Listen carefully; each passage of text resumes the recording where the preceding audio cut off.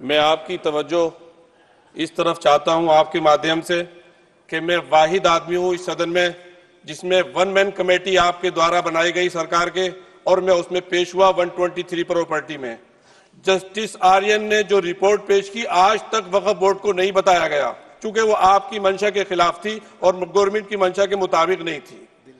123 property में जब मंशा के खिलाफ हमारे नहीं आई, मंशा के मुताबिक नहीं आई, तो हमने 2 मैन कमेटी बनाई और 2 मैन कमेटी ने भी कोई रिपोर्ट वक्फ बोर्ड को नहीं दी, जबकि वक्फ एक्ट जो है 1995 जो है वो पार्लियामेंट से पास शुदा है कि हम पार्लियामेंट के जो एहतराम है उसका नहीं कर रहे, उसके हुकूक का। इसी तरह से सर सूबाई हुकूमतों को इख्तियार दिया गया। सर हिंदू एंडोमेंट में जो कर्नाटका और तमिलनाडु में है वहां कोई मुस्लिम नहीं हो सकता, और 26 में आर्टिकल 26 का वायोलेशन है। 4 धाम में ये लिखा हुआ वाज़े तौर पर कि सिर्फ हिंदू होगा। बिहार उड़ीसा में भी यही लिखा हुआ है। पंजाब हरियाणा में गुरुद्वारा प्रबंधन कमेटी में सिर्फ सिख होगा ओनली, और ये उनका अधिकार है जिसको माना गया है। लेकिन मुस्लिम के साथ में यह अन्याय क्यों है? और सुन लीजिए सर मैं आपकी तवज्जो के चाहता हूं, दुनिया का सबसे पहला वक्फ खाने काबा मक्के में है। क्या हम उसके ऊपर भी सवाल उठाएंगे कि वहां पर भी हमारा कोई हिंदू भाई हो? हम अपने वकार को, अपनी इज्जत को, अपने मुल्क की, अपने शान को, अपने संविधान को खुद अपने पैरों तले रौंद रहे हैं। और वक्फ एक मुसलमानों का मजहबी अमल है, एक मजहबी फरीजा है। इससे उनको महरूम कॉन्स्टिट्यूशन के जरिए से भी कोई ताकत नहीं कर सकती। सर ये हम बहुत बड़ी गलती करने जा रहे हैं, जिसका खमियाजा हमें अभी नहीं सदियों तक हम भुगतते रहेंगे, क्योंकि हम खुद अपने कॉन्स्टिट्यूशन को, संविधान को, उसकी पामाली कर रहे हैं। अगर हमें इस सिलसिले में मैंने सर पूरा मैंने उसको मध्यम से पढ़ा है, और मैंने पूरी 40 तरामीम जो उसमें गलत है उसको लिखकर जो है वो मैं लेकर आया हूं। सर इसके जरिए से सरकारी अमले को बाज़ाब्ता तौर पर यह हक आखिर लोग कलेक्टर को दिया जा रहा है। सर्वे कमिश्नर के इख्तियारात खत्म किए जा रहे हैं। आखिर सर्वे कमिश्नर भी तो गवर्नमेंट ऑफ इंडिया का होता है। सर ऐसे कैसे कर सकते हैं हम?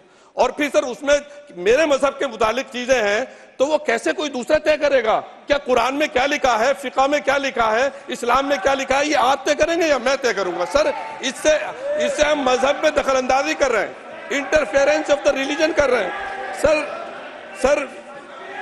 सर इस तरह के कवानीन से मुल्क की साख को नुकसान पहुंचेगा।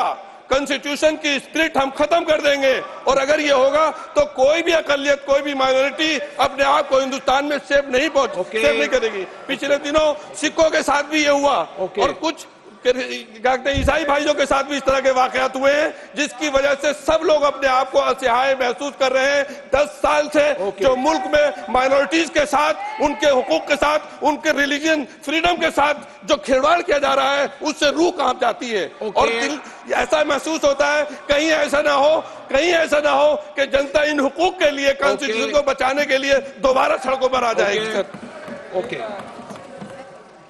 ये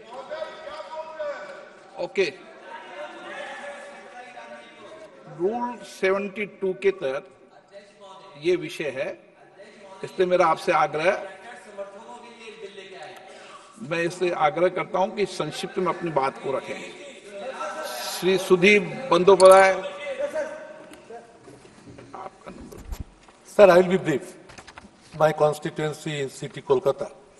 I have huge number of Muslims and full of waqf properties and everything. I am little aware, I will speak only few points, that it is a violative of Article 14, which is equality before law.